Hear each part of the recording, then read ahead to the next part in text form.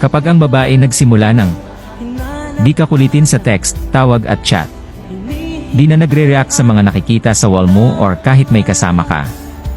Di ka napansin kahit anong gawin mo. Di ka na i-check kung ok ka lang ba. Kung unti-unti nang nanlalamig sa'yo. Kung halos wala nang pakialam sa'yo. Kung titigan at kausapin ka man ay halos wala na ang dating sigla. Kung di mo na maramdaman ang selos niya. Kung nanahimik na siya. Tol, mag-isip ka na kung ano na ang pagkakamali mo. Ang mga babae kasi, makulit at abnormal lang yan sa taong mahalaga, mahal niya. Kahit nasasaktan hanggat kaya pa di ka iiwan, pero kapag napagod yan asahan mo bibitaw yan di dahil sa di ka na mahal. Bibitaw yan kahit masakit dahil sa napapagod na sa sitwasyong paulit-ulit na lang. Magkarelasyon man kayo, mag-isang umaasa.